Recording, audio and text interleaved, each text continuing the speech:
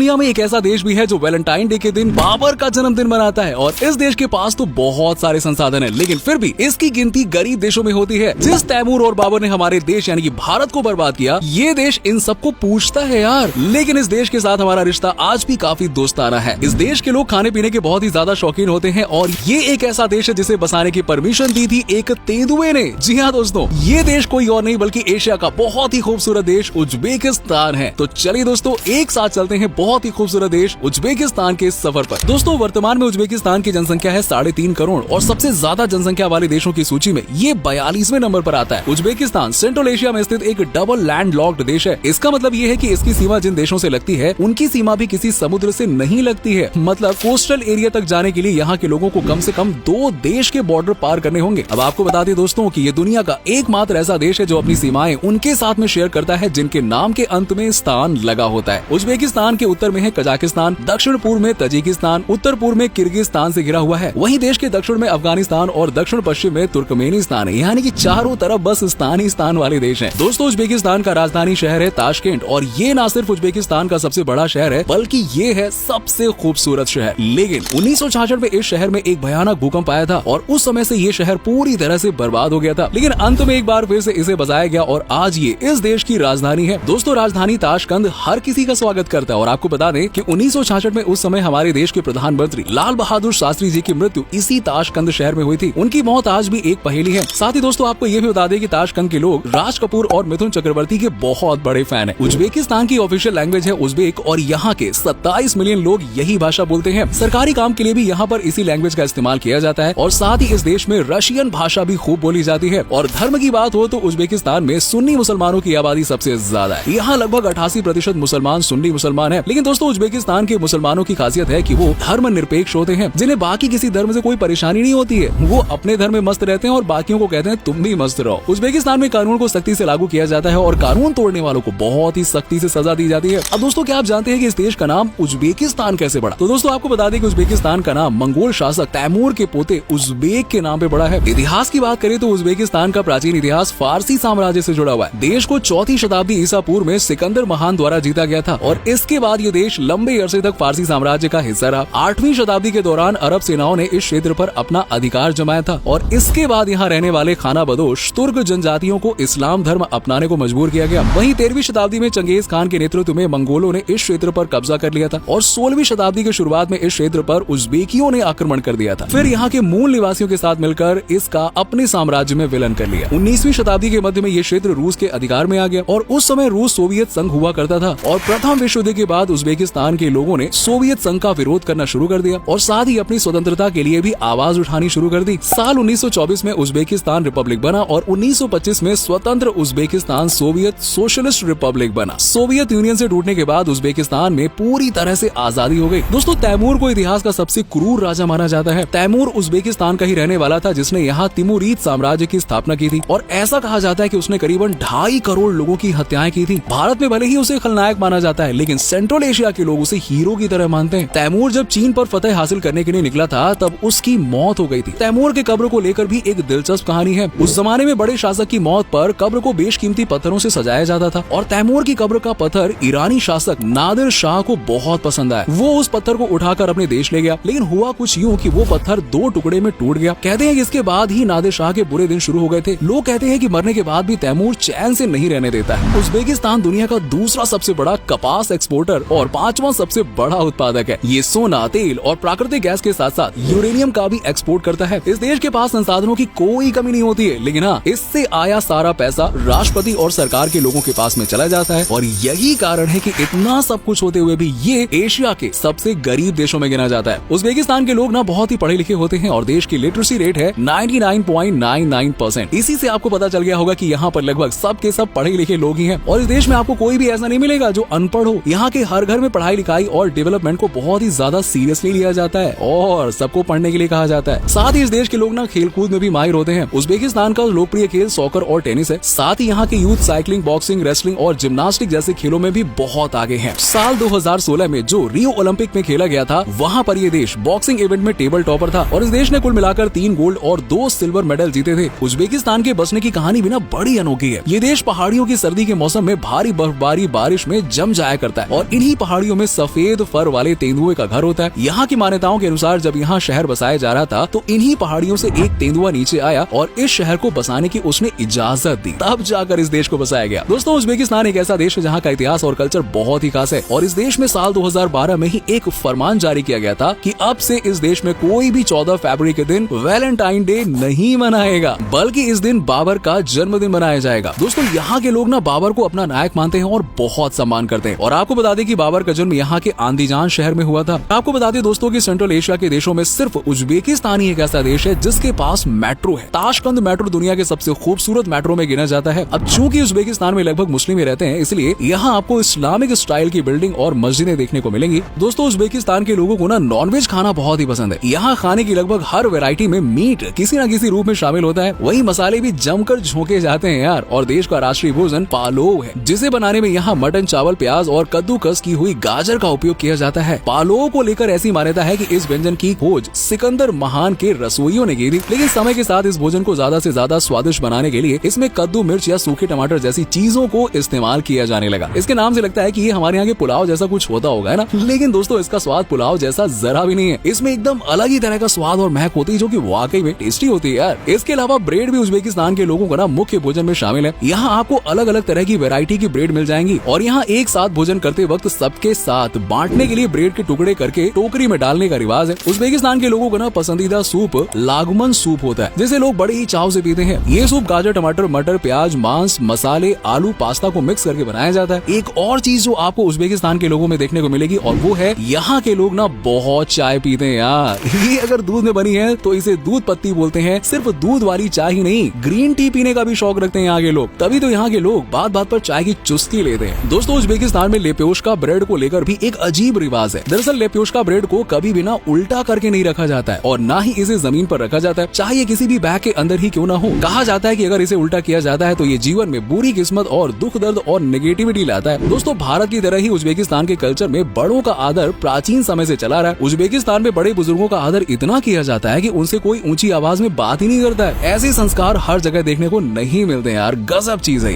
Uzbek परंपरा में बहुत सारी ऐसी चीजें हैं जो चौंकाने के लिए काफी होती हैं। यहाँ सबसे सम्मानित गेस्ट को घर के एंट्री गेट से दूर बैठाकर आदर सम्मान दिया जाता है। इसका कारण क्या है ये तो वहाँ के लोग ही बता सकते हैं। और इस देश में पुरुष महिलाओं से हेलो करने के लिए अपने दाहिने हाथ को अपने दिल के पास रखकर नमस्ते करते हैं। यहाँ के रीति रिवाज में अभिवादन के लिए हाथ मिलाने की परंपरा पुरुषों तक ही सीमित है। पुरुष महिलाओं से हाथ नहीं मिला सकते हैं। और उज्बेकिस्तान की एक बहुत ही पुरानी और अजीब परंपरा है। दरअसल जब भी किसी उज्बेक परिवार का कोई सदस्य यात्रा पर जाता है तो उसे यात्रा पर जाने से पहले उज्बेक ब्रेड से आधा टुकड़ा काट कर खाना होता है। बचा हुआ आधा टुकड़ा छिपा कर रखा जाता है या जमीन में दफना दिया जाता है, तब तक जब तक कि गया हुआ व्यक्ति वापस लौटकर घर नहीं आ जाए। इसके पीछे भी कोई ना कोई राज होगा जिसे हम नहीं जानते। वैसे आप लोगों को कोई आइडिया है क्या इसका क्या राज हो सकता है? अगर हाँ तो कमेंट बॉक्स में कमेंट करके जरूर बताइएगा। दोस्तों, पहले के समय में उज्बेकिस्तान में दूसरे देशों के लोगों को जाने की इजाजत नहीं थी। इसके कारण यहाँ पर टूरिस्ट नहीं आते थे, लेकिन अब ये देश टूरिस्टों के बीच में ना टॉप की पसंद बन चुका है। चलिए अब बात करते हैं उज्बेकिस्तान के उन जगहों के बारे में जहाँ आप घूमने के लिए जा सकते हैं। शुरुआत आप उज्बेकिस्तान की नहीं बल्कि सेंट्रल एशिया के सबसे पुराने शहर समरकंद से कीजिए। ये एक यूनेस्को हेरिटेज साइट है। जब कोई उज्बेकिस्तान की बात करता है ना तो समरकंद की चर्चा सबसे पहले करते हैं। उत्तर पूर्वी उज्बेकिस्तान में जराबशान नदी के किनारे ये शहर बसा हुआ है और यहाँ इंसान करीबन 1500 ईसा पूर्व से ही रहता आ रहा है। समरकंद में आप रेगिस्तान, शाही जिंदा, गुड़ अमीर मकबरा, तिल्याकोरी मदरसा, उलुग बेग मदरसा और बीबी खानम मस्जिद जैसी जगहों पर जरूर जाइएगा। उज्बेकिस्तान इर्जन कला, बुखारा, समरकंद, शाखे स्याब्स और वेस्टर्न टियन शान जैसे यूनेस्को विश्व धरोहर स्थलों का घर है। इनको आप बिल्कुल मिस मत कीजिएगा यार, ये बहुत अच्छी जगह है। गर्मियों की छुट्टी बिताने के लिए उज्बेकिस्तान एक बहुत ही बेहतरीन जगह है। इसके लिए आप जा सकते हैं फरगान घाटी और यहाँ से अंदीजान शहर की ओर सफर करते वक्त आपको सड़क के किनारे स्वादिष्ट स्ट्रॉबेरी बिकती हुई दिखाई देगी। उज्बेकिस्तान का तरमीज एक बहुत ही पुराना शहर है। आप इस शहर में अनोखे स्थापत्य कला को देख सकते हैं। दोस्तों, उज्बेकिस्तान जाने से पहले आपको ये बात जान लेनी चाहिए कि इस देश में पुलिस के साथ गलत व्यवहार करने पर सख्त सजा दी जाती है। इसके अलावा यहाँ पर समलैंगिकता गैर कानूनी है। 20 साल से कम उम्र के युवाओं को ड्रग्स, तंबाकू और शराब के सेवन पर जेल की सजा दी जाती है। और इस देश में पब्लिक प्लेस पर फोटो खिंचाना भी एक जुर्म है। जरा सावधान रहिएगा, सेल्फी के चक्कर में पड़ के जेल की हवा मत खाइएगा। दोस्तों, उज्बेकिस्तान की यात्रा का सबसे अच्छा समय अप्रैल से मई तक और सितंबर से नवंबर तक होता है। उस समय यहाँ का मौसम बहुत ही सुहावना होता है। उज्बेकिस्तान की करेंसी है उज्बेकिस्तानी सोम। तो दोस्तों, ये था बहुत ही खूबसूरत देश उज्बेकिस्तान। उम्मीद करता हूँ कि आपको हमारा ये एपिसोड पसंद आया होगा। हमें नीचे कमेंट सेक्शन में कमेंट करके बताइए कि आज के वीडियो में आपको उज्बेकिस्तान की कौन सी बात सबसे अच्छी लगी। वैसे क्या कभी आप गए हो उज्बेकिस्तान, और गए हो तो आपका एक्सपीरियंस कैसा रहा, ये भी हमारे साथ में जरूर शेयर कीजिएगा।